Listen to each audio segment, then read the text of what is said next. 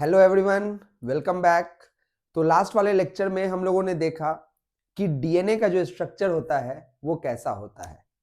Watson and Crick साहब ने DNA के स्ट्रक्चर को कैसा एक्सप्लेन किया। तो उन्होंने बताया था कि डीएनए जो होते हैं वो डबल स्ट्रैंडेड होते हैं, हेलिकली क्वाइल्ड होते हैं। अच्छा, हेलिकल क्वाइल्ड कहने का मतलब है वो सेकेंडरी स्ट्रक्चर के फॉर्म में एग्जिस्ट करता है। बायोमोलिकुल्स जो होते हैं वो 4 स्ट्रक्चर में एग्जिबिट होते हैं: primary structure, secondary structure, tertiary structure and quaternary structure. तो इस हिसाब से डीएनए का जो हेलिकल मॉडल होता है वो सेकेंडरी स्ट्रक्चर में आता है। अच्छा, इसके अलावा वो कैसा था? तो उसमें आपको रिवॉल्विंग लैडर के जैसा दिख रहा था। अब यहां पे अगर पूछा जाएगा लैडर का जो बैकबोन था वो कौन बनाता है, तो सुगर फॉस्फेट सुगर बनाता है। अच्छा, नाइट्रोजन बेस किधर की तरफ है, प्रोजेक्टेड आउटवर्ड की प्रोजेक्टेड इनवर्ड? तो प्रोजेक्टेड इनवर्ड है। फिर नाइट्रोजन बेस जो होता है उसमें आपको बताया गया कि purine always pairs with pyrimidine and pyrimidine always pairs with purine. तो ये सब हम लोग लास्ट वाले लेक्चर में देख चुके थे। अब हम लोग बात करते हैं टाइप्स ऑफ डीएनए के बारे में। देखिए, डीएनए जो होता है ना वो दोनों तरह का क्वाइल्ड होता है। राइट हैंडेड क्वाइल्ड भी होता है और लेफ्ट हैंडेड क्वाइल्ड भी होता है। जबकि प्रोटीन के बारे में आपको बताया गया था कि प्रोटीन सिर्फ और सिर्फ राइट हैंडेडली क्वाइल्ड होता है, लेकिन डीएनए दोनों तरह का क्वाइल्ड होता है।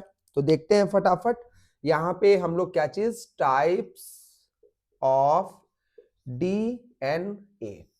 तो डीएनए के टाइप के बारे में अगर हम बात करें तो सबसे पहला डीएनए है हमारा ए डीएनए। जो ए डीएनए होता है ये राइट हैंडेड क्वाइल्ड होता है। बी डीएनए, ये तो वही बड़ा फेमस डीएनए है। बी डीएनए को ही एक्सप्लेन किया था वॉटसन एंड क्रिक साहब ने। तो बी डीएनए भी जो होता है वो कैसा होता है, राइट हैंडेड क्वाइल्ड होता है।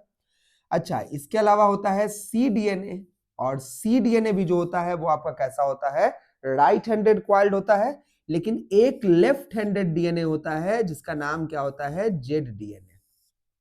जेड डीएनए जो होता है वो कैसा होता है, लेफ्ट हैंडेड होता है। फर्क क्या है इन सब में? तो फर्क इनके हेलिक्स के लेंथ का फर्क होता है। और फर्क क्या होता है, तो पर हेलिक्स में कितने नाइट्रोजन बेस पेयर होते हैं उसका फर्क होता है ना। जैसे अगर हम बात करें तो जेड डीएनए में 12 नाइट्रोजन बेस पेयर होते हैं प्रत्येक हेलिक्स में, पर हेलिक्स में 12 पाए जाते हैं।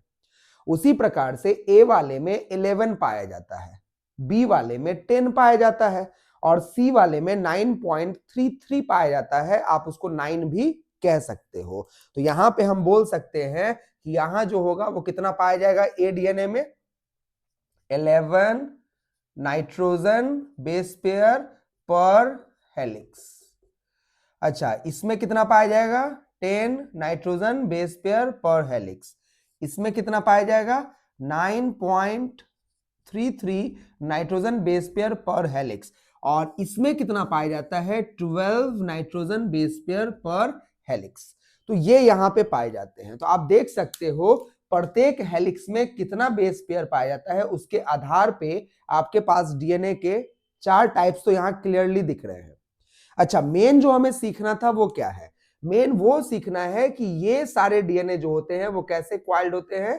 तो ये आपको क्वाइल्ड होते हैं राइट हैंडेड क्वाइल्ड। ये सारे के सारे कैसे क्वाइल्ड होंगे, राइट हैंडेड क्वाइल्ड।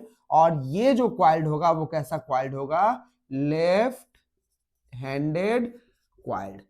तो देखो बच्चों, यहां पे आपको पूरा डाटा याद करने की जरूरत नहीं है। नीट पॉइंट ऑफ व्यू से अगर हम लोग बात करें तो पूरा डाटा जो है इसको याद करने की जरूरत नहीं है। लेकिन ये देख लेने के बाद ना, एक बार अगर इसको बता दिया जाए आपको तो आपके कहीं ना कहीं दिमाग के मेमोरी में एक बात स्टोर हो जाएगा कि नहीं, सर बताए थे कि डीएनए लेफ्ट हैंडेड भी होता है।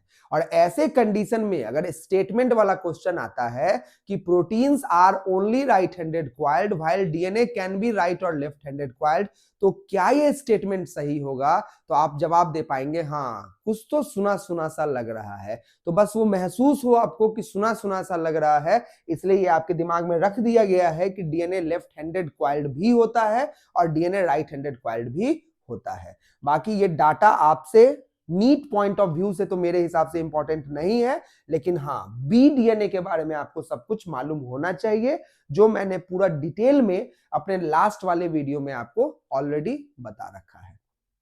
क्लियर है? तो ये हो गया हमारा टाइप्स ऑफ डीएनए के बारे में।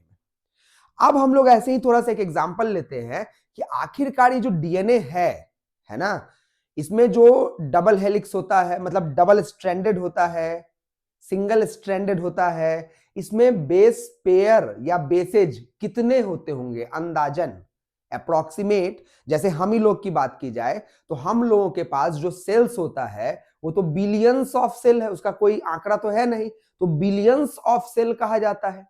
अच्छा, बिलियंस ऑफ सेल जो होता है तो हर सेल में न्यूक्लियस होता है। आरबीसीज को छोड़ दो, तो हम लोगों के बॉडी में आरबीसीज को छोड़ दो तो हर सेल में न्यूक्लियस होता है। और अगर न्यूक्लियस की बात की जाए तो न्यूक्लियस के अंदर क्रोमोसोम्स होते हैं, और क्रोमोसोम में जो होता है वो डीएनए ही पैक्ड होता है, तो डीएनए सारे सेल्स में पाया जाएगा। तो कुल मिला के बात हम ये करना चाहते हैं कि मेरे एक सेल में जो टोटल डीएनए मौजूद होगा वो टोटल डीएनए में कितना न्यूक्लियोटाइड बेस पेयर पाया जाएगा। समझ में आ रहा है? एक सेल में जो टोटल डीएनए होगा उसमें कितना न्यूक्लियोटाइड बेस पेयर पाया जाएगा। तो उसका एक एग्जांपल ले लेते हैं तो आपको एक आंकड़ा समझ में आ जाएगा। तो जब साइंटिस्ट लोगों ने इस बारे में पढ़ा ना, तो पता चला कि जो इकोलाई होता है, इकोलाई का नाम आप बेटर जानते हैं, एस्कीरिया कोलाई, जो कि एक बैक्टीरिया होता है। तो जो इकोलाई होता है ना, बैक्टीरिया होता है तो प्रोकैरियोट्स होगा। तो देखो डीएनए जो होता है ना वो प्रोकैरियोट में सर्कुलर होता है, और डीएनए यूकैरियोट में कैसा होता है? लीनियर होता है। तो यहां हम बोल सकते हैं डीएनए जो होता है वो double stranded and circular in prokaryotes. Prokaryotes में डबल स्ट्रैंडेड होता है और कैसा होता है? सर्कुलर होता है। अगर हम इसी डीएनए की बात करें तो डीएनए जो होता है वो कैसा होगा? Double stranded linear in eukaryotes. Eukaryotes में जो डीएनए होता है वो कैसा होता है? डबल स्ट्रैंडेड और लीनियर। अब सवाल उठता है ये कौन सा डीएनए है जो डबल स्ट्रैंडेड लीनियर होता है? तो बच्चों यूकैरियोट में ना दो प्रकार के डीएनए होते हैं। यूकैरियोट में एक जो मेजर डीएनए होता है, मेजर, वो न्यूक्लियर डीएनए होता है, न्यूक्लियस में पाया जाता है। तो आप सोच रहे हो कि न्यूक्लियस में ही तो पाया जाता है, ये क्या बोल रहे हैं? क्या न्यूक्लियस के बाहर भी पाया जाता है? हाँ पाया जाता है बच्चों, माइटोकॉन्ड्रिया में। हम लोगों के सेल में, हमारे सेल में डीएनए दो जगहों पे पाया जाता है। जो मेजर अमाउंट ऑफ डीएनए होता है वो पाया जाता है कहां पे? Into the nucleus. लेकिन कुछ अमाउंट ऑफ डीएनए जो होता है वो माइटोकॉन्ड्रिया में भी पाया जाता है। और अगर हम प्लांट्स की बात करें ना तो प्लास्टिड में भी पाया जाता है। इसका मतलब सिंपल लॉजिक है, डीएनए साइटोप्लाज्म में भी पाया जाता है और डीएनए न्यूक्लियस में भी पाया जाता है। तो ये किस डीएनए की बात हो रही है? तो लीनियर डीएनए जो यूकैरियोट में होता है ना, ये न्यूक्लियर डीएनए होता है। ये जो लिखा गया है ये कौन सा डीएनए होगा? Nuclear DNA.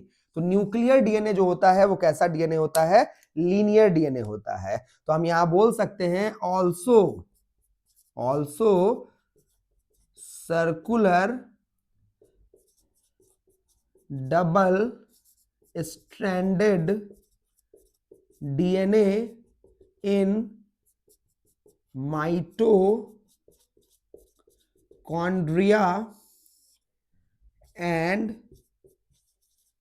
Plastids of eukaryotic cell.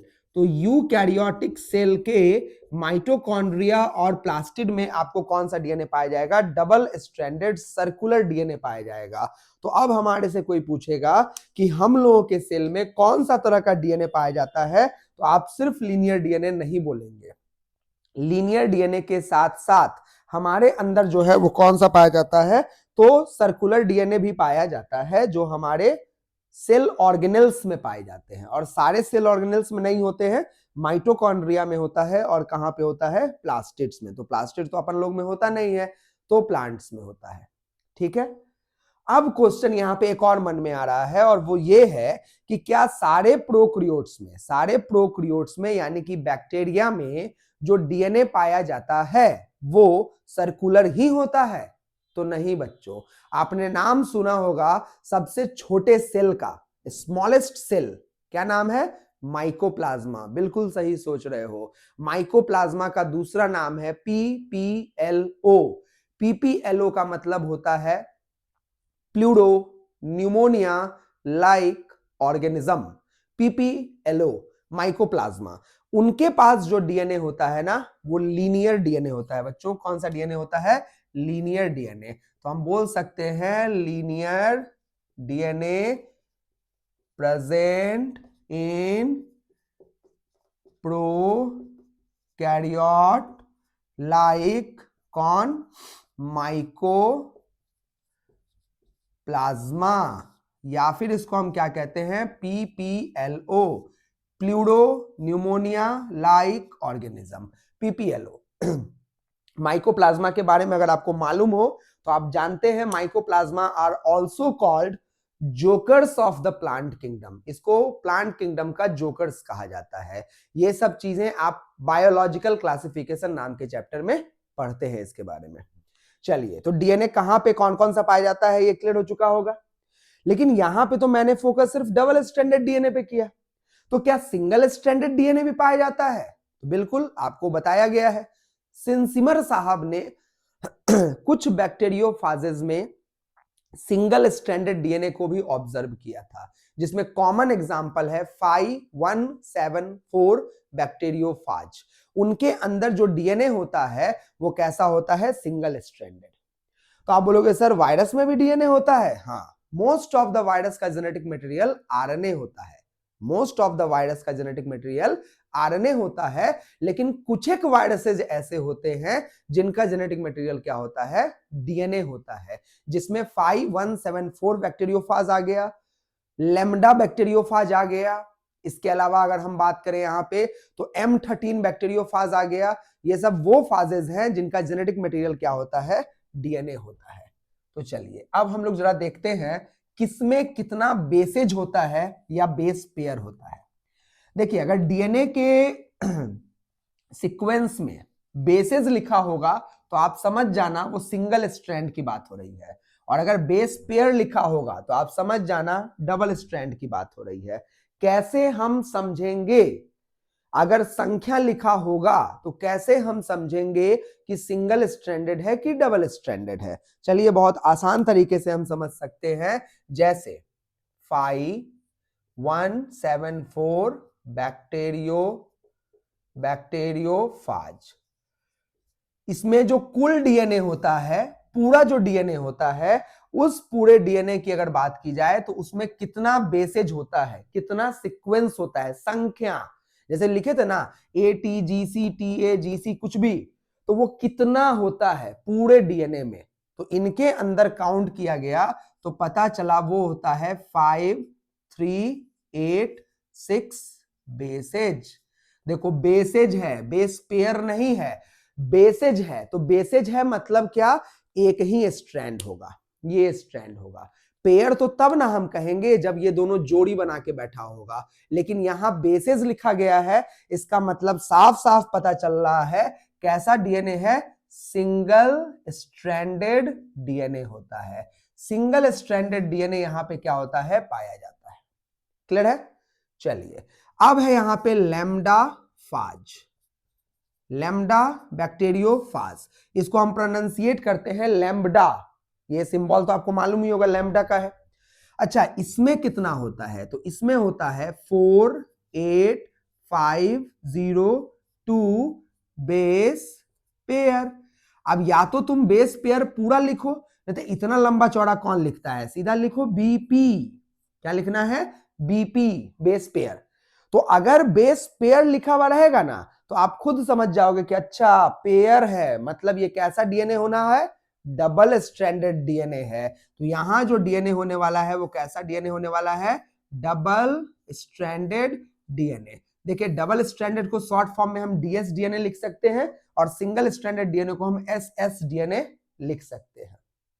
चलिए अगला हम एक एग्जांपल ले लेते हैं किसका, इकोलाई का, एस्कीरिया कोलाई का बैक्टीरिया है। और जो इकोलाई होता है इसके अंदर जो टोटल डीएनए होता है उसमें कितना सीक्वेंस होता है, तो देखा गया इनके अंदर जो सीक्वेंस होता है वो होता है 4.6 इंटू 10⁶ बेस पेयर। बताओ तो जरा डबल स्ट्रैंडेड डीएनए होगा कि सिंगल स्ट्रैंडेड डीएनए होगा? तो आप बोलोगे सर बेस पेयर लिखा है, ये भी कोई पूछने की बात है, डबल स्ट्रैंडेड डीएनए होगा। बिल्कुल सही। अच्छा अब आया जिसका इंतजार है, यानी कि हम लोग ह्यूमन, हमारे प्रत्येक सेल में कितना डीएनए होगा, प्रत्येक सेल में, है ना, प्रत्येक सेल में, क्योंकि वायरस ही तो अकेला अकेला अकेला, ये सब तो अकेला ही रहता है, लेकिन हमारे में तो बहुत सारे सेल्स रहते हैं। तो ऐसा ना हो कि जो डाटा हम बताए हैं और तुम कल होके बोल दिए पूरे बॉडी में मिला के बोल दिया, ना ना ना, पूरे बॉडी में नहीं, प्रत्येक सेल में। ठीक है, तो डीएनए जो होता है उसमें कितना सीक्वेंस होता है, तो इसमें सीक्वेंस होता है 3.3 इंटू 10⁹ बेस पेयर। बताइए बेस पेयर है, इसका मतलब कैसा है, डबल स्ट्रैंडेड की सिंगल स्ट्रैंडेड, तो डबल स्ट्रैंडेड है। लेकिन यहां ह्यूमन में ना थोड़ा एक ट्विस्ट है, आप समझिए, यहां पे एक वर्ड हमको समझना पड़ेगा और वो है हैप्लॉइड और डिप्लॉइड। हम लोगों के पास जो क्रोमोसोम होता है वो 23 पेयर होता है, हम लोगों के पास जो क्रोमोसोम होता है वो 23 पेयर होता है। अच्छा इस 23 पेयर क्रोमोसोम में से 23 क्रोमोसोम माता जी की तरफ से आया हुआ होता है और अगला 23 क्रोमोसोम जो होता है वो पिता की तरफ से आया हुआ होता है। यानी कि ये कैसा होता है, पैटर्नल होता है, पापा की तरफ से आया है तो क्या होगा, पैटर्नल है, और ये मम्मी की तरफ से आया है तो कैसा होगा, मैटरनल है। यानी कि बताओ हमारे अंदर प्रत्येक क्रोमोसोम का, एवरी क्रोमोसोम का कितना सेट होता है बच्चों, 2 सेट होता है। एक सेट मदर की तरफ से आता है, एक सेट फादर की तरफ से आता है, तो कितना सेट होता है, 2 सेट होता है। तो 2 सेट होता है तो हम कह सकते हैं 2n होता है, जहां n का मतलब होता है number of set of chromosome. क्या, number of set of chromosome. तो कितना सेट है, 2 सेट है, और जिसके अंदर 2 सेट होगा, 2 सेट ऑफ क्रोमोसोम, तो इसको हम लोग क्या कहेंगे, डिप्लॉइड कहेंगे। कौन सा स्टेट कहेंगे, डिप्लॉइड कहेंगे। और अगर मान लो एक ही सेट होता, 2 सेट नहीं होता, एक ही सेट होता, तो इसको हम लोग क्या कहते हैं, 1 सेट ऑफ क्रोमोसोम। कंडीशन का नाम क्या होता, हैप्लॉइड होता। तो बताइए हम लोग यूजुअली ज्यादातर कौन से स्थिति में पाए जाते हैं, 2n की स्थिति में।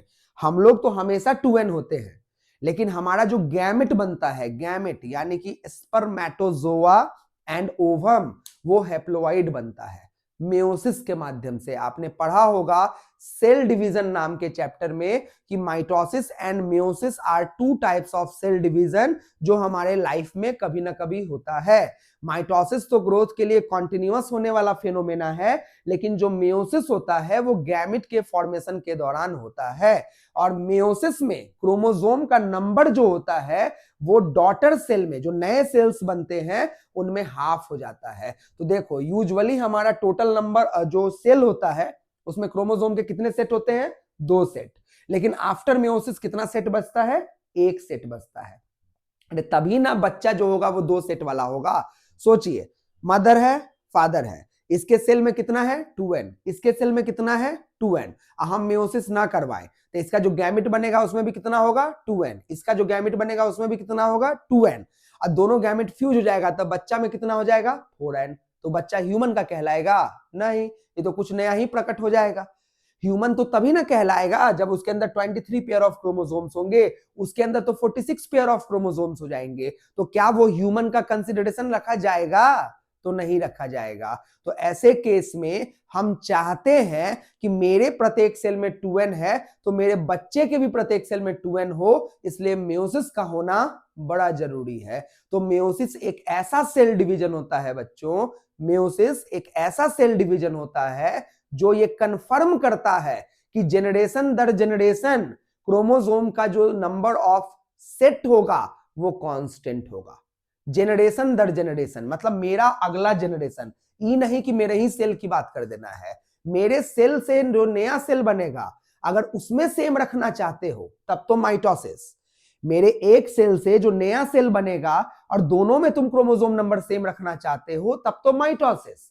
लेकिन मेरे से एक नया ऑर्गेनिज्म जो जन्म लेगा, जाइगोट बनेगा, और उसमें चाहते हैं कि हमारे ही जितना संख्या हो, तो चूंकि हम बाई पेरेंटल होते हैं, एक मदर और एक फादर होता है, तो दोनों से अगर 2 2n चला जाएगा तो बच्चा तो 4n ना हो जाएगा। तो इसलिए यहां पे भगवान ने कहा कि नहीं नहीं, माइटोसिस नहीं करवाना है, मेयोसिस करवाना है। तो गैमेट बनाने के दौरान हमारा 2n n बन जाता है, तो मदर का भी 2n n बन जाता है, और जब दोनों गैमेट फ्यूज होता है तो फिर बच्चा के अंदर n और n 2n बन जाता है। इसी तरीके से ये मां की तरफ से आता है और ये फादर की तरफ से आता है। क्लियर है? तो अब मुद्दा है कि ये टॉपिक हम यहां लाए क्यों। हैप्लॉइड डिप्लॉइड समझ में आ गया? तो ये जो संख्या लिखा गया है ना, ये जो सीक्वेंस लिखा गया है, ये n का है, हैप्लॉइड स्टेट का है बच्चों। किसका है? हैप्लॉइड स्टेट का है। तो आप बोलोगे डिप्लॉइड में कितना होगा? तो डबल करो और क्या, 2 से गुना करो और क्या करोगे, है ना? यहां पे आप गुना करेंगे किस चीज से? 2 से। बस थोड़ा सा बेवकूफी वाला काम मत कर देना, पावर में गुना मत कर देना, यहां गुना करना होगा 2 से। तो ये जो स्थिति है वो कौन सी स्थिति में होगा? इन हैप्लॉइड स्टेट, यहां हैप्लॉइड स्टेट में होगा। और अगर हम ह्यूमन में डिप्लॉइड स्टेट में बात करें तो हो जाएगा 6.6 इंटू 10⁹ बेस पेयर। ये कौन सी स्थिति में हो जाएगा? इन डिप्लॉइड स्टेट। तो हैप्लॉइड स्टेट में होता है 3.3 इंटू 10⁹, और डिप्लॉइड स्टेट में होता है 6.6 इंटू 10⁹ बेस पेयर। तो ये रहा हमारे टोटल जो डीएनए है। ऐसे ही हर ऑर्गेनिज्म में अलग अलग डाटा होते हैं, तो आपको कम से कम इन डाटा को याद रखना है, क्योंकि ये data NEET point of view के लिए बहुत ही इंपॉर्टेंट डाटा है।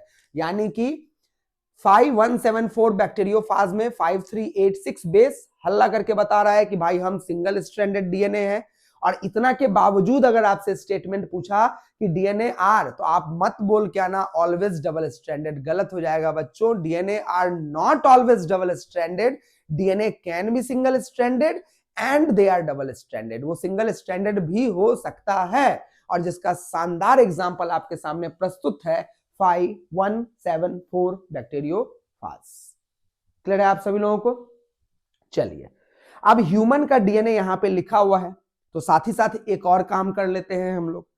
ये जो कुल डीएनए है वो तो एक सेल में होता है। अब हमारे एक सेल में जो क्रोमोसोम्स होते हैं वो 23 पेयर होते हैं, और प्रत्येक क्रोमोसोम जो होता है वो डीएनए के ही पैकेजिंग की वजह से बना होता है। डीएनए को ही फोल्ड कर देते हैं तो वो बनता है। तो कॉमन सेंस है कि ये जो इतना बेसेस होगा, इतना सीक्वेंस होगा, ये कितना लंबा कितना होगा, इसका लेंथ कितना होगा। ये तो नंबर ना हुआ, ये तो नंबर हुआ, इसका लेंथ कितना होगा, क्या आप निकाल सकते हो? निकाल सकते हो? अरे बिल्कुल निकाल सकते हो, बताए थे ना ये बी टाइप ऑफ डीएनए है। तो 1 हेलिक्स का लेंथ कितना होता है बच्चों? 34 एंगस्ट्रम, 34 एंगस्ट्रम होता है।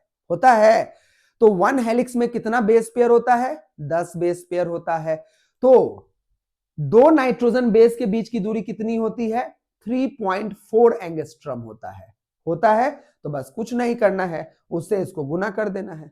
जैसे ही आप इसको गुना करेंगे, अपने आप जो डाटा आएगा वो डाटा इसके लेंथ के बारे में जानकारी देगा कि नहीं देगा। अरे 2 के बीच का दूरी कितना? 2 के बीच का दूरी कितना? तो 3.4 एंगस्ट्रम।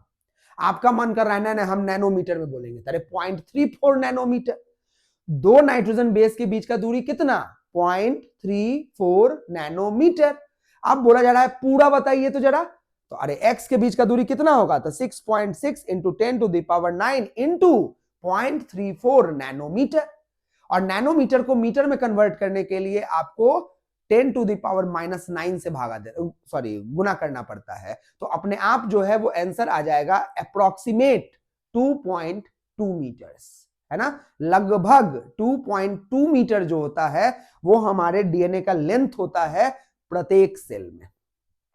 क्लियर है ये बात? तो यहां पे ये हो गया हमारा all about the number of nucleotide base pair present in DNA. अब हम लोग बात करते हैं यहां पे किसके बारे में? चारगफ साहब के बारे में, अरविंद चारगफ साहब। उन्होंने रूल दिया था डीएनए को समझाने के लिए, उन्होंने रूल दिया था। और वो रूल क्या था? उन्होंने जब पढ़ाई की ना, तो पढ़ते पढ़ते उनको पता चला कि प्यूरीन का जो मात्रा है डीएनए के स्ट्रक्चर में, जो प्यूरीन का मात्रा है वो पायरामिडीन के मात्रा के बराबर होता है। हालांकि बेचारे वो ये एक्सप्लेन नहीं कर पाए कि प्यूरीन ही पायरामिडीन के साथ हाइड्रोजन बॉन्ड बनाता है, जो वॉटसन एंड क्रिक साहब ने एक्सप्लेन किया था और लास्ट वाले वीडियो में हमने क्लियरली फिगर बना के आपको दिखाया था। लेकिन उसका आइडिया तो वो चारगफ साहब ही पहले दे दिए थे।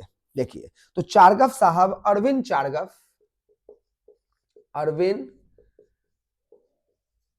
चारगफ, इन्होंने एक रूल दिया है, गेव चारगफ्स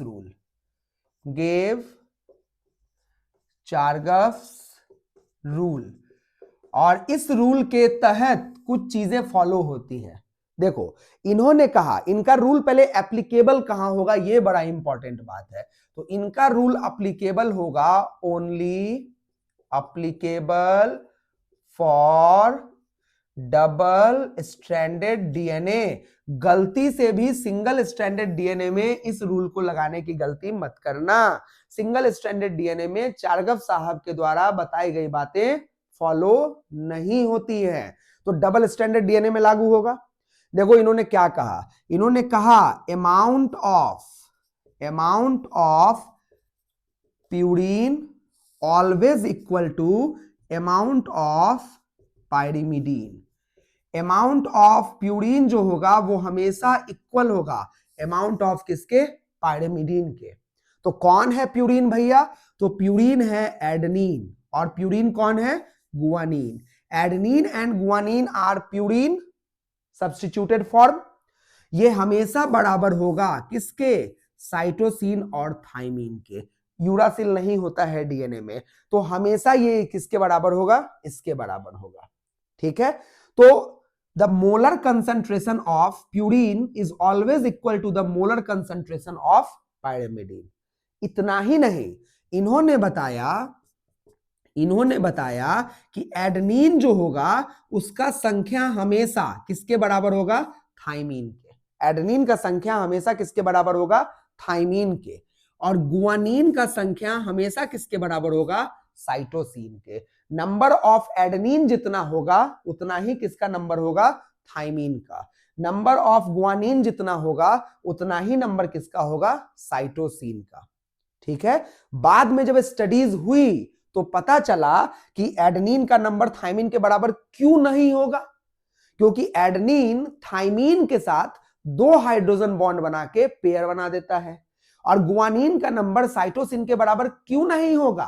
क्योंकि गुआनिन साइटोसिन के साथ मिलके 3 हाइड्रोजन बॉन्ड बना के पेयर बना देता है। तो ऑब्वियस सी बात है, जितना गुआनिन होगा उतना ही साइटोसिन होगा, जितना एडेनिन होगा उतना ही थाइमीन होगा। तो इससे आपको एक कंक्लूजन निकलता हुआ नहीं दिख रहा है?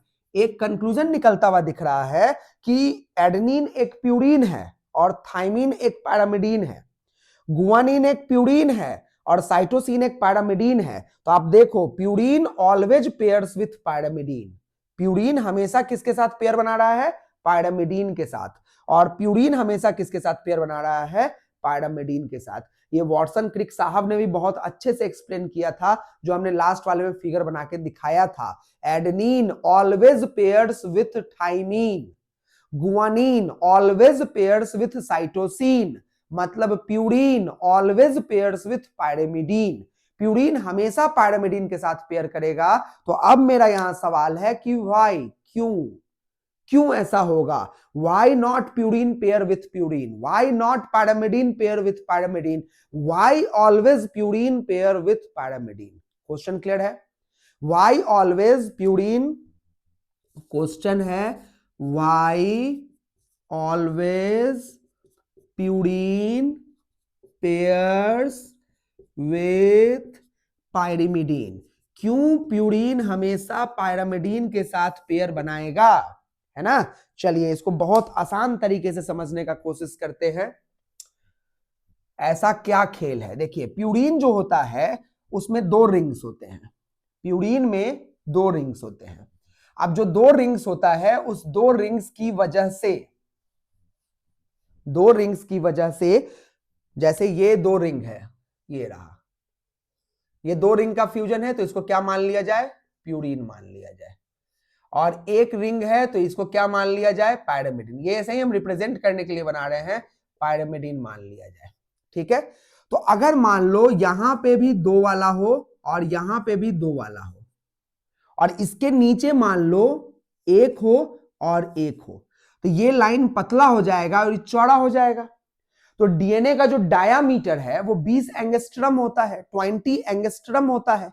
तो सोचो अगर प्यूरीन के सामने प्यूरीन आएगा तो चौड़ाई थोड़ी ज्यादा हो जाएगी, और पैरामिडीन के सामने अगर पैरामिडीन आएगा तो चौड़ाई थोड़ी कम आ जाएगी।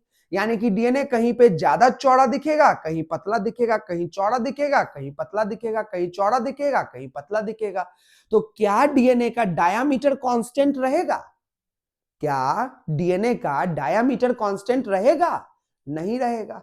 तो डीएनए के डायमीटर को अगर आप चाहते हैं कि कांस्टेंट रहे तो हमेशा एक छोटू को एक मोटू के साथ पेयर कीजिए और एक मोटू को एक छोटू के साथ पेयर कीजिए। अगर छोटू छोटू पेयर बनाता है तो पतला हो जाएगा, और अगर मोटू मोटू पेयर बनाता है तो चौड़ा हो जाएगा। तो to keep the diameter of DNA constant, it is considered always purine pairs with pyrimidine या vice versa, pyrimidine pairs with purine। Answer समझ में आया कि नहीं आया?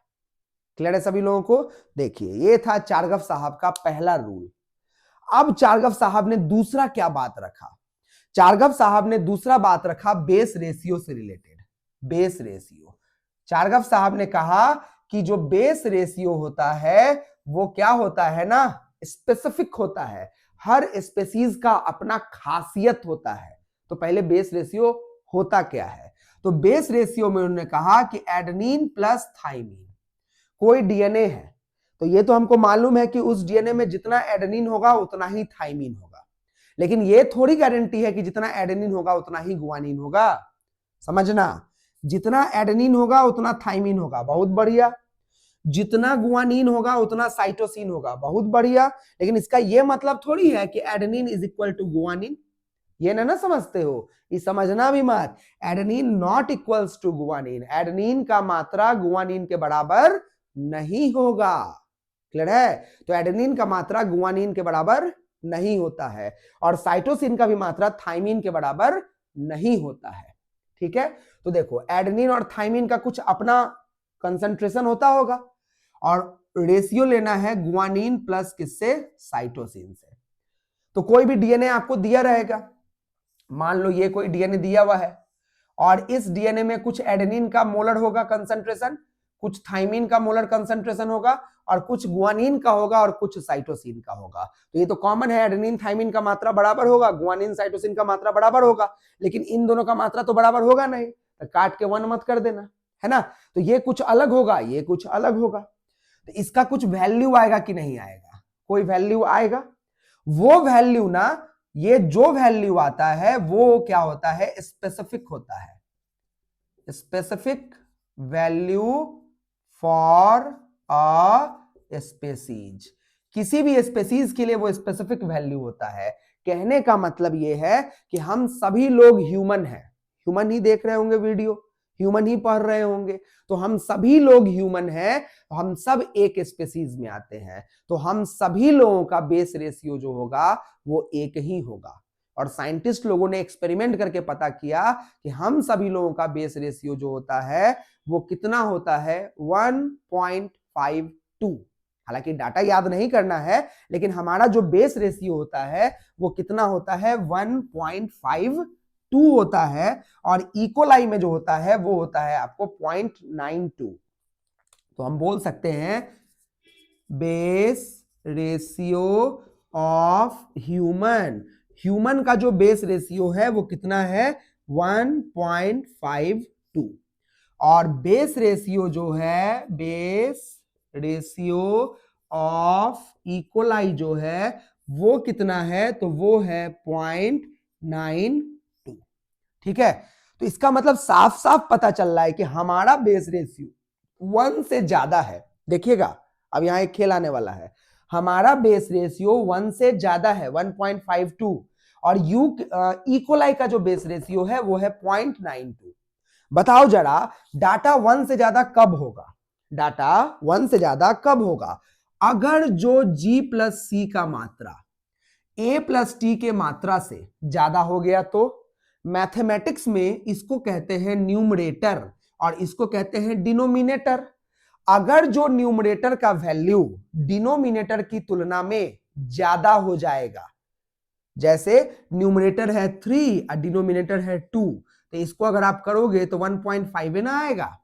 इसका मतलब सिंपल लॉजिक है, अगर न्यूमरेटर का वैल्यू ज्यादा होगा डिनोमिनेटर का वैल्यू कम होगा तो रेशियो हमेशा 1 से ज्यादा आएगा, रेशियो हमेशा 1 से ज्यादा आएगा। और अगर उल्टा कर दे, न्यूमरेटर को अगर हम कर दें क्या कम और डिनोमिनेटर को अगर कर दे ज्यादा, तो इसका मतलब रेशियो हमेशा 1 से क्या होगा कम होगा। तो बस इसी कंसेप्ट को यहां पे लेना है और यहां पे अगर हम बात करें तो हम बोल सकते हैं if G plus C is more than A plus T in any DNA then base ratio जो होगा वो कितना होगा, तो G प्लस सी ज्यादा है तो बेस रेशियो लेस देन कितना होगा 1 होगा, है ना। इस प्रकार के डीएनए को आप कहेंगे इसमें जीसी क्या है ज्यादा है और जीसी ज्यादा है तो इस प्रकार के डीएनए को कहेंगे जीसी प्रकार का डीएनए है, जीसी टाइप डीएनए है। और सभी बैक्टीरिया को जब पढ़ा गया ना तो पता चला कि प्रोकैरियोट्स का DNA usually GC type of DNA होता है। तो हम बोलेंगे this type of DNA, this type of DNA called GC type of DNA और इसको कौन सा डीएनए कहा जाता है प्रोकैरियोटिक डीएनए। तो प्रोकैरियोटिक डीएनए जो होता है बच्चों वो कौन सा डीएनए होता है जीसी टाइप डीएनए होता है। तो सेम यूकैरियोट के लिए कहानी क्या हो जाएगा इसका उल्टा हो जाएगा। तो यहां हम बोल सकते हैं if A plus T is more than G plus C then base ratio जो होगा वो always equals to more than क्या होगा 1 होगा। This type of DNA called AT type DNA और ये देखा गया मोस्टली किसमें होता है यूकैरियोट में होता है, यूकैरियोटिक डीएनए। तो ये यूकैरियोटिक डीएनए होता है। तो देखो AT का मात्रा जीसी से ज्यादा है तो अगर कोई डीएनए आपको दिया जाए तो उसमें आप मोलर कंसंट्रेशन देखेंगे AT का और जीसी का कभी बराबर नहीं होगा, कभी नहीं होगा, 50-50% नहीं होगा। AT या तो ज्यादा होगा या तो जीसी ज्यादा होगा। अगर जो AT ज्यादा हुआ तो बेस रेशियो का वैल्यू 1 से ज्यादा होगा और अगर जो जीसी ज्यादा हुआ तो बेस रेशियो का वैल्यू 1 से कम होगा। तुम ज्यादा चालाकी करके इसको पलट मत देना, ऐसे ही लिखा जाता है। AT ऑलवेज न्यूमरेटर होगा और जीसी ऑलवेज क्या होगा डिनोमिनेटर होगा। तो बताओ हर स्पीशीज का बेस रेशियो क्या है स्पेसिफिक है। इससे क्या समझ में आ रहा है, तो इससे यह समझ में आ रहा है कि स्पीशीज में जो हम सभी लोग हैं, हम सभी लोगों के डीएनए का जो कॉम्पोजिशन है वो अप्रोक्सीमेट बराबर है। हम सभी लोगों के जो डीएनए का कॉम्पोजिशन है वो बराबर है। तो फिर फर्क किस आधार पे है एक्सप्रेशन। फर्क कहां है एक्सप्रेशन, यानी कि डीएनए का वो सेगमेंट जो एक्सप्रेस करता है उसमें फर्क है और उसको कहते हैं जीन। तो we are different just because of gene, क्योंकि मेरा जीन कुछ और है, तुम्हारा जीन कुछ और है और हमारा एक्सप्रेशन सेगमेंट कुछ और है, लेकिन हम सभी लोगों के अंदर डीएनए का कॉम्पोजिशन कैसा है कांस्टेंट है। है ना, और वो स्पेसिफिक है और उसका वैल्यू कितना होगा 1.52 होगा। तो ये कोई छोटी मोटी बात नहीं थी, ये एक बहुत बड़ी बात बताई गई थी और ये बताया था किसने, द ग्रेट अर्विन चारगफ। क्लियर है? तो ये था इनके द्वारा बताया गया रूल। अब बोलोगे इसमें और किस तरह का क्वेश्चन पूछा जा सकता है, तो एक क्वेश्चन आपके सामने हम प्रेजेंट करते हैं। क्वेश्चन ये है कि एक डबल स्ट्रैंडेड डीएनए है, एक डबल स्ट्रैंडेड डीएनए है और उस डीएनए में अमाउंट ऑफ एडेनिन जो है, एक डबल स्ट्रैंडेड डीएनए है, question in double stranded DNA amount of adenine जो है वो कितना है, 30% है। तो कैलकुलेट करो, कैलकुलेट अमाउंट ऑफ साइटोसिन, है ना। तो बड़ा आसान क्वेश्चन है, जितना एडेनिन होगा उतना ही थाइमीन होगा और दोनों भाई मिलके 30% होगा, यानी कि एडेनिन प्लस थाइमीन जो होगा वो 60% हो जाएगा, हो जाएगा ना। तो टोटल 100% होता है, उसमें एडेनिन और थाइमिन अकेला 60% हो गया, तो इसका मतलब गुआनिन प्लस साइटोसिन जो होगा वो कितना हो जाएगा, 100 में से 60 हटा देंगे तो कितना परसेंट में आएगा, 40% आएगा। तो जितना ये होगा उतना ही ये होगा, तो इसको बटा 2 कर देना, तो साइटोसिन कितना हो जाएगा, 20% आ जाएगा। आंसर निकल जाएगा कि नहीं। तो इसका मतलब सिंपल सा लॉजिक है कि टोटल जो होते हैं यही 4 भाई होते हैं और अगर एक भाई का परसेंटेज दे रखा है तो जितना ये होगा उतना ही ये होगा, तो ये दोनों का मात्रा जो दिया गया है उसकी तुलना में डबल हो जाएगा। तो बचे हुए में 2 भाग बांट दीजिएगा, एक भाग गुआनिन को दे दीजिएगा, एक भाग साइटोसिन को दे दीजिएगा। बताइए जवाब आपके सामने है कि नहीं है। तो कितना आसान क्वेश्चन है, लेकिन अगर चारगफ साहब के रूल को बहुत अच्छे तरीके से आप नहीं पढ़े रहिएगा तो गोल गोल घूमिएगा, शायद एक बहुत आसान सवाल आपके पल्ले नहीं पड़ेगा। तो अब ये आराम से क्वेश्चन आपसे बन जाएगा ऐसा कोई सा भी। क्लियर है ना। लेकिन अगर यही हम पूछें कि in single stranded DNA amount of adenine 30% है, तो बताओ साइटोसिन का कितना परसेंट होगा। सिंगल स्ट्रैंडेड डीएनए तो बोलना हम नहीं जानते हैं, लग मत जाना, लग मत जाना, नॉट प्रिडिक्टेबल, आप नहीं बता पाओगे क्योंकि सिंगल स्ट्रैंडेड डीएनए में साइटोसिन कितना होगा ये तुम कैसे बताओगे, क्योंकि वहां कोई पेयरिंग नहीं होता है, तो यू कैन नॉट एस्टिमेट। इस पे तो एक्सपेरिमेंट ही करना पड़ेगा और चूंकि नीट में एक्सपेरिमेंट नहीं करने दिया जाता है तो इस क्वेश्चन का आंसर नॉट प्रिडिक्टेबल होगा। क्लियर है, नॉट डिफाइंड होगा, हम नहीं बता सकते हैं। चारगफ रूल कभी भी सिंगल स्ट्रैंडेड डीएनए में लागू नहीं होता है, चारगफ रूल हमेशा डबल स्ट्रैंडेड में होता है। अरे ये 2 स्ट्रैंड है तो इसमें एडेनिन होगा तो इसमें थाइमिन होबे करेगा, इसमें एडेनिन होगा तो इसमें सामने थाइमिन होगा ही होगा, लेकिन इसमें एडेनिन होगा तो इसके सामने कौन है, कोई नहीं, तो इसमें एडेनिन भी होगा, थाइमिन भी होगा, गुआनिन भी होगा, साइटोसिन भी होगा, तो परसेंटेज क्या होगा हम क्या जानने गए। लेकिन जब 2 होगा तो हम बता सकते हैं इसमें जितना एडेनिन होगा उतना थाइमिन इसमें होगा, इसमें जितना एडेनिन होगा उतना थाइमिन इसमें होगा, यानी कि जब दोनों पेयर बनाता है तो हम बता सकते हैं, लेकिन अगर पेयर नहीं बनाया है तो हम बता नहीं पाएंगे। तो चारगफ साहब का रूल कहां लागू होता है, सिर्फ और सिर्फ डबल स्ट्रैंडेड डीएनए में। चलिए ये भी क्लियर हो गया हमारा। अब एक और इंटरेस्टिंग चीज के बारे में बात करते हैं और वो इंटरेस्टिंग चीज है, एक टर्म है और उस टर्म का नाम है टेम्परेचर ऑफ मेल्टिंग, टीएम, है ना। जो हमारा डीएनए होता है ना, वो डीएनए अगर आप ज्यादा गर्मी में उसको लेके जाइएगा, हाई टेम्परेचर पे लेके जाइएगा, तो नाइट्रोजन बेस और नाइट्रोजन बेस के बीच में हाइड्रोजन बॉन्ड होता है, याद आ रहा है ना हाइड्रोजन बॉन्ड, यही वाला जी, ये वाला जो डीएनए है, इस डीएनए का ये 2 स्ट्रैंड हुआ कि नहीं हुआ। अब ये 2 स्ट्रैंड आपस में ये जो लाइन से जुड़ा हुआ है, इस लाइन को कौन सा बॉन्ड कहते हैं, हाइड्रोजन बॉन्ड। तो ये हाइड्रोजन बॉन्ड है, ये हाइड्रोजन बॉन्ड की मदद से जुड़ा हुआ है।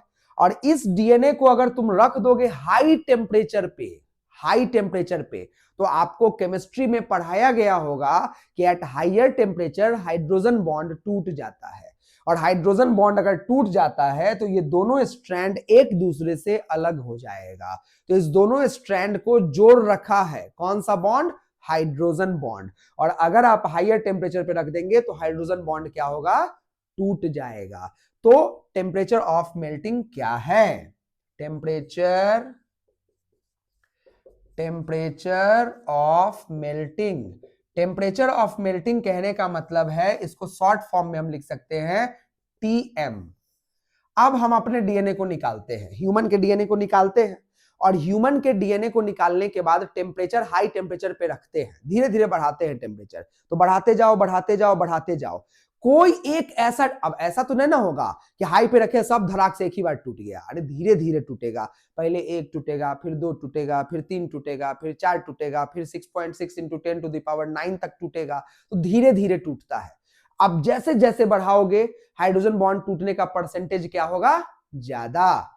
तो कोई ऐसा टेम्परेचर होगा ना बच्चों, कोई ऐसा टेम्परेचर होगा जिस टेम्परेचर पे 50% ऑफ डीएनए आपका क्या होगा?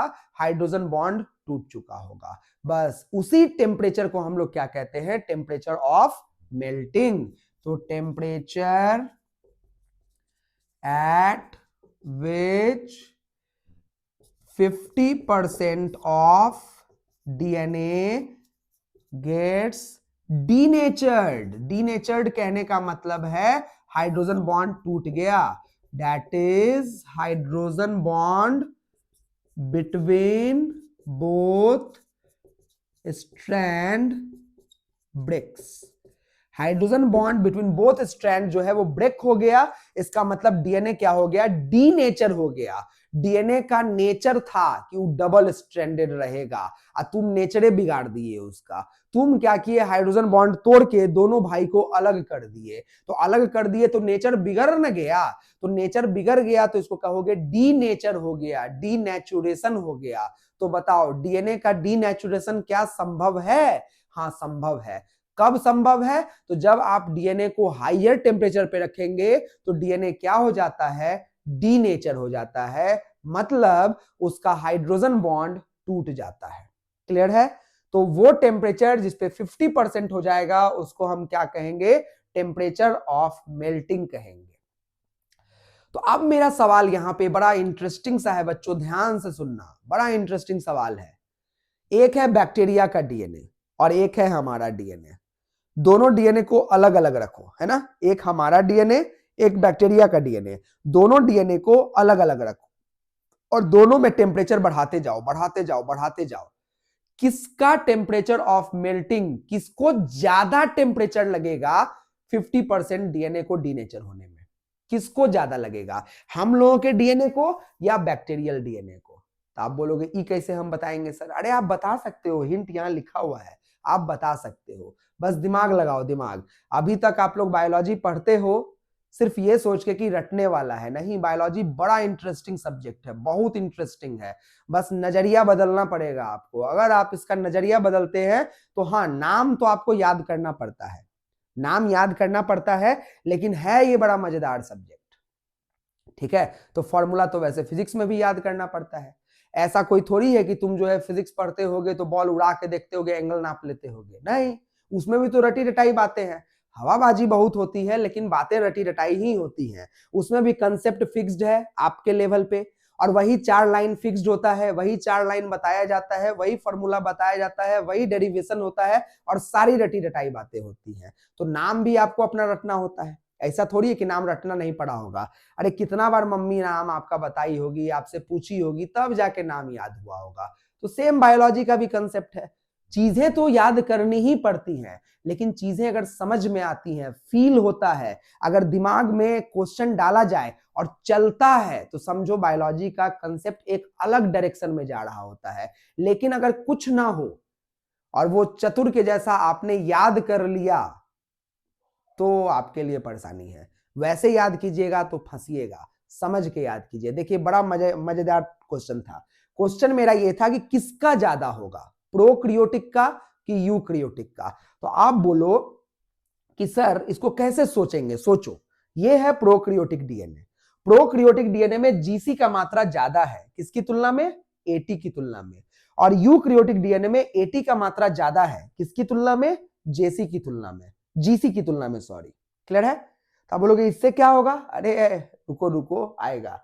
जीसी, जी और सी आपस में जुड़ा होता है कितने हाइड्रोजन बॉन्ड से? 3 हाइड्रोजन बॉन्ड से। AT आपस में जुड़ा होता है कितने हाइड्रोजन बॉन्ड से? 2 हाइड्रोजन बॉन्ड से। अब बताओ जरा, 3 हाइड्रोजन बॉन्ड को तोड़ने में जो एनर्जी टेम्परेचर लगेगा और 2 हाइड्रोजन बॉन्ड को तोड़ने में जो टेम्परेचर लगेगा वो क्या बराबर होगा? नहीं। यानी कि कम ही टेम्परेचर पे 2 हाइड्रोजन बॉन्ड टूट जाएगा और थोड़ा ज्यादा टेम्परेचर देना होगा तब जाके 3 हाइड्रोजन बॉन्ड टूटेगा। इसका मतलब जिसमें GC का मात्रा ज्यादा होगा उसको ज्यादा टेम्परेचर देना होगा तब डीनेचर होगा, और जिसमें AT का मात्रा ज्यादा होगा वो कम में टेम्परेचर पे टूट जाएगा। आया ना आंसर? किसका टेम्परेचर ऑफ मेल्टिंग ज्यादा होगा? आप बोलोगे सर प्रोकैरियोटिक डीएनए का।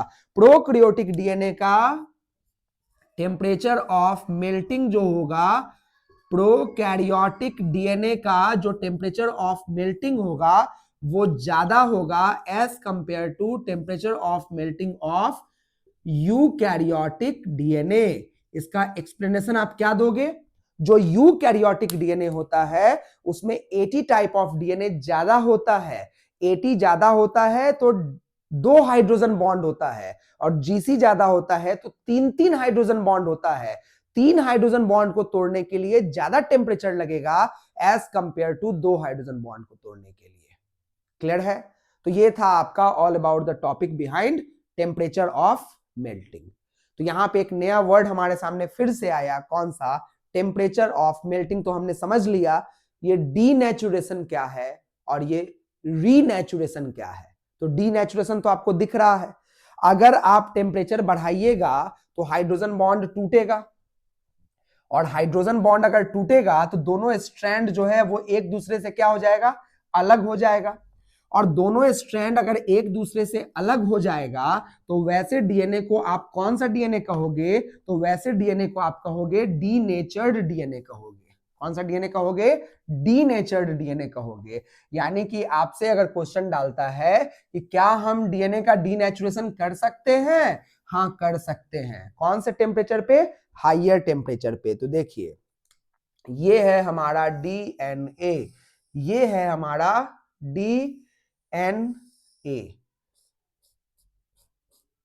सोचिए जो हमारे जीवन का सबसे प्राइम थिंग है डीएनए, वही टेढ़ा मेढ़ा है, तो जीवन तो टेढ़ा मेढ़ा होगा ही ना। जीवन में मुश्किलें तो आती ही रहेंगी, क्योंकि जो सबसे basic necessity of the life होता है वही आपका टेढ़ा मेढ़ा क्वाइल्ड है। तो जीवन कैसे सीधा होगा? आप लगे हुए हो इस कोशिश में कि हम अपने जीवन को सीधा कर लेंगे।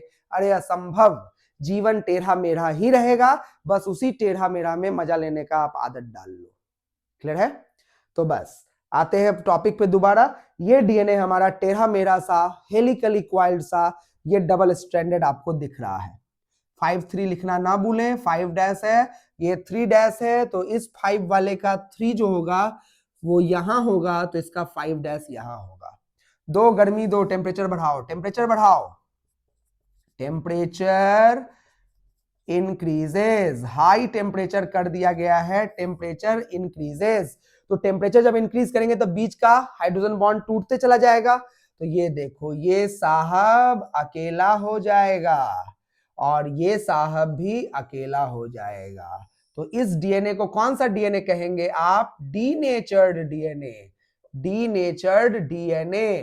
तो इस फेनोमेना को क्या कहेंगे? Denaturation of DNA. इसको कहेंगे डीनेचुरेशन ऑफ डीएनए। कौन से टेम्परेचर पे होता है? जब टेम्परेचर बढ़ाया जाता है, हाइयर टेम्परेचर पे। अगर आप डीएनए को हाइयर टेम्परेचर पे रखते हो तो डीएनए का डीनेचुरेशन होता है और ये दोनों स्ट्रैंड अलग अलग हो जाता है। इसको हम कहते हैं डीनेचर्ड डीएनए।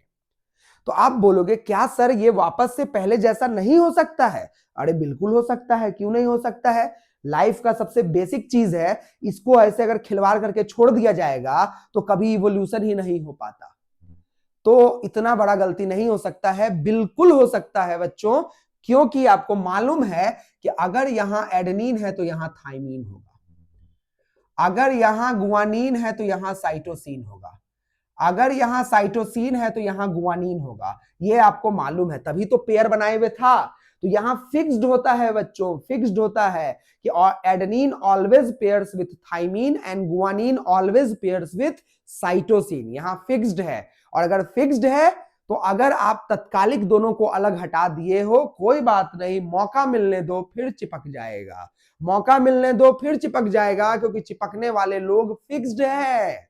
एडनिन ही थाइमिन से चिपकेगा और गुआनिन ही साइटोसिन से चिपकेगा। इसका मतलब क्या होगा कि अगर आप टेम्परेचर को क्या करो, डिक्रीज करो, टेम्परेचर डिक्रीज्ड, आप टेम्परेचर अगर डिक्रीज करोगे तो वापस से ये दोनों चिपक के पहले जैसा तैयार हो गया कि नहीं हो गया? ये आपका पहले जैसा तैयार हो चुका है, 3 5 तो ये हो जाएगा आपका कौन सा, 3 और ये हो जाएगा 5 ये आपका वापस से देखिए पहले जैसा डीएनए बनके तैयार हो गया। तो इस डीएनए के फेनोमेना को आप क्या कहेंगे? इसको कहेंगे रीनेचुरेशन ऑफ डीएनए। अगर डीएनए को हायर टेम्परेचर पे रखते हैं तो डीनेचुरेशन होता है, और अगर डीएनए को लोअर टेम्परेचर पे रखते हैं, कूल डाउन करते हैं, तो रीनेचुरेशन होता है। तो बताइए ये टॉपिक क्लियर हुआ कि नहीं हुआ? इसको कौन सा डीएनए कहेंगे? रीनेचर्ड डीएनए, रीनेचर्ड डीएनए। अब यहां मेरा मन कर रहा है एक थोड़ा सा क्वेश्चन एराइज करने का। चूंकि जो बच्चे क्लास 12th का पूरा सिलेबस कंप्लीट कर लिए होंगे और वो ये वीडियो देख रहे होंगे, तो उनको ये डीनेचुरेशन वर्ड समझ में आ रहा होगा और वो रिलेट कर रहे होंगे चैप्टर बायोटेक्नोलॉजी से। बायोटेक्नोलॉजी चैप्टर में एक टॉपिक दे रखा है पीसीआर, पॉलीमरेज चेन रिएक्शन, और उसमें जो फर्स्ट स्टेप होता है वो डीनेचुरेशन ऑफ डीएनए होता है। उसमें टेम्परेचर को 95 डिग्री सेल्सियस जितने हाई टेम्परेचर पे, 94 डिग्री सेल्सियस जितने हाई टेम्परेचर पे ले जाया जाता है, जिससे डीएनए के दोनों स्ट्रैंड बिल्कुल एक दूसरे से क्या हो जाते हैं, अलग हो जाते हैं। तो ये तो चलो डीनेचुरेशन से आप रिलेट कर पा रहे होगे। लेकिन एक थोड़ा सा अगर हमको मजा लेने का मन कर जाए तो हम क्या करें, हम थोड़ा सा गर्म कर दें तो डीनेचर, और फिर ठंडा कर दें तो रीनेचर, फिर गर्म कर दें तो डीनेचर, और फिर ठंडा कर दें तो रीनेचर, फिर गर्म कर दें तो डीनेचर, और फिर ठंडा कर दें तो रीनेचर। करते जाओ तो जरा, तो डीएनए पगला जाएगा, डीएनए कहेगा ये बार बार मजा ले रहा है मेरा। तब होगा क्या ना, ये ऐसे था, खुला फिर लपेटा गया, फिर खुला फिर लपेटा, मतलब डीएनए ऐसे है मेरा, डीनेचर रीनेचर डीनेचर रीनेचर डीनेचर रीनेचर। अगर ये बार बार करोगे ना तो कई बार ऐसा होता है ना कि बार बार करने से ये ऐसे हो जाता है, मतलब ऐसे जुड़ना था ये ऐसे जुड़ गया, यानी कि एरर हो गया, एरर, गलती से कुछ और कॉम्बिनेशन बन गया। अरे दोनों अलग अलग करके फिर जोड़ने का रिस्क ले रहे हो तो गारंटी है कि ये गुआनिन इसी साइटोसिन से जुड़ेगा। हो न सकता है कि ये वाला जो गुआनिन है और ये वाला जो साइटोसिन है, ये गुआनिन इस साइटोसिन से जुड़ जाए, तो ये दोनों बेस तो गया टहलने के लिए। इसका मतलब एक रॉन्ग पेयरिंग हो सकता है कि नहीं हो सकता है? हो सकता है, बिल्कुल हो सकता है। सोचो सोचो, जोर डालो यहाँ पे, रॉन्ग पेयरिंग हो सकता है कि नहीं हो सकता है? तो हो सकता है। अरे सिंपल तुम रस्सी ले लेना, रस्सी जो लपेटा हुआ होता है उसको ऐसे खोलना और फिर छोड़ना, लपेटा जाएगा, फिर खोलना फिर छोड़ना, लपेटा जाएगा, और फिर खोलना फिर छोड़ना, देखना टेढ़ा मेढ़ा लपेटा जाएगा। तो जब रस्सी में ऐसा हो सकता है तो डीएनए में नहीं हो सकता है? बिल्कुल हो सकता है, लेकिन चांसेस कम है, लेकिन हो सकता है। यही तो म्यूटेशन है, यही म्यूटेशन है। तो अगर आपसे कोई कहेगा कि भैया म्यूटेशन करके दिखाओ तो जरा, कहो लाओ डीएनए म्यूटेशन करवाते हैं तुमको, अभी देखो लगे हाथ म्यूटेशन करवाते हैं। कोई एक्सरे नहीं, कोई गामा रे नहीं, कोई केमिकल म्यूटाजेन नहीं, खाली गर्म पानी का एक वाटर, जो जहां पे पानी गर्म होता है वो वाला एक मशीन चाहिए हमको, जहां पे हम हाई टेम्परेचर को मेंटेन कर सके, और डीएनए को गरम ठंडा गरम ठंडा गरम ठंडा 10-15 बार अगर ऐसे कर दिए तो हो सकता है एक रॉन्ग पेयरिंग होने के चांसेस है और डीएनए कैन म्यूटेट। तो अगर हम क्वेश्चन एक हाई लेवल पे सोचना चाहे तो हम बोल सकते हैं कि अगर हम कॉन्टिन्यूअस डीनेचर और रीनेचर करवाएंगे तो क्या म्यूटेशन हो सकता है कि नहीं हो सकता है? क्या डीएनए के सीक्वेंस में कोई बदलाव आ सकता है कि नहीं आ सकता है? क्या रॉन्ग पेयरिंग हो सकता है कि नहीं हो सकता है? हो सकता है। ये वाला गुआनिन इस साइटोसिन से जुड़ेगा तब तो सही पेयरिंग है, लेकिन अगर ये गुआनिन इस साइटोसिन से जुड़ गया तो ये दो वाला कहां जुड़ेगा? कुछ तो एरर पैदा करेगा। तो ये भी एक प्रकार का म्यूटेशन का तरीका हुआ कि नहीं हुआ? बिल्कुल हुआ। क्लियर है? तो ये था हमारा डीनेचुरेशन और रीनेचुरेशन का कंसेप्ट। समझ में आ चुका है। तो यहां पे हमने पूरे डीएनए का पोस्टमार्टम कर लिया, हमने पूरा देखा कि डीएनए जो होता है उसको कैसे डिस्कवर किया गया, डिस्कवर्ड बाय फ्रेडरिक मेस्टर साहब के द्वारा डिस्कवर किया। उसके एक्सपेरिमेंट को, उसके स्ट्रक्चर को सबसे पहले पढ़ने वाले विल्किंस एंड फ्रैंकलिन थे, एक्सरे डिफ्रैक्शन मेथड से। उसके स्ट्रक्चर को एक्सप्लेन करने वाले वॉटसन और क्रिक थे। लेकिन उसके बारे में एक बहुत इंपॉर्टेंट आइडिया अरविंद चार्गव साहब ने दिया था। तो इन सब का जो इंपॉर्टेंस था वो हमने यहां पे देख लिया, और फाइनली डीएनए से रिलेटेड जितने टर्म्स थे वो सारे हमने यहां पे देख लिए। क्लियर है? तो अब हम लोग देखेंगे किसके बारे में, packaging of the DNA. DNA आखिरकार इतना लंबा सीक्वेंस जो होता है, सोचो 6.6 into 10 to the power 9 base pair of DNA जो होता है, अगर उसका लंबाई निकालेंगे तो उसको हम गुना कर देंगे 0.34 नैनोमीटर से, तो अंदाजन अप्रोक्सीमेट 2.2 मीटर आएगा। मतलब मेरे प्रत्येक सेल के प्रत्येक न्यूक्लियस में 2.2 मीटर इतना लंबा डीएनए है, और उस 2.2 मीटर इतना लंबा डीएनए को हमें छोटे जगह पे क्या करना होता है, पैक करना होता है। हमारे न्यूक्लियस का जो कह सकते हैं एरिया है वो माइक्रोमीटर के रेंज में आता है, 10 पे पावर -6 यानी कि माइक्रोमीटर के रेंज में आता है। और हमारे डीएनए की लंबाई कितनी होती है, 2.2 मीटर। तो अब हमारे सामने एक सवाल आया है कि इतना लंबा डीएनए को एक छोटे से जगह में पैक कैसे करेंगे। ये तो वही बात हो गया कि हमारे पास 20 किलोमीटर इतना रस्सी है, और उस 20 किलोमीटर लंबा रस्सी जो है वो एक छोटे से कमरे में पैक करना है। क्या आप पैक कर सकते हो? और आराम से पैक कर सकते हैं। आपके घर में स्वेटर बनाने के लिए ऊन आता होगा, वो न जाने कितना मीटर लंबा हुआ करता होगा, और उसको एक छोटा सा बॉल बना देते हैं कि नहीं बना देते हैं। तो क्या करते हैं, लपेटते जाते हैं, लपेटते जाते हैं, लपेटते जाते हैं, लपेटते जाते हैं। और अगर लपेट लपेट के रखा जाएगा तो जाहिर सी बात है छोटे जगह में भी लंबा चीज को पैक कर दिया जाएगा कि नहीं पैक किया जाएगा। तो बिल्कुल पैक किया जाएगा। इस पैक करने के टेक्नोलॉजी को, इस पैक करने के टेक्निक को हम कहते हैं packaging of the DNA. Clear है? चूंकि ये सेशन काफी लंबा हो चुका है, तो अगले वीडियो में मिलते हैं पैकेजिंग ऑफ डीएनए के साथ।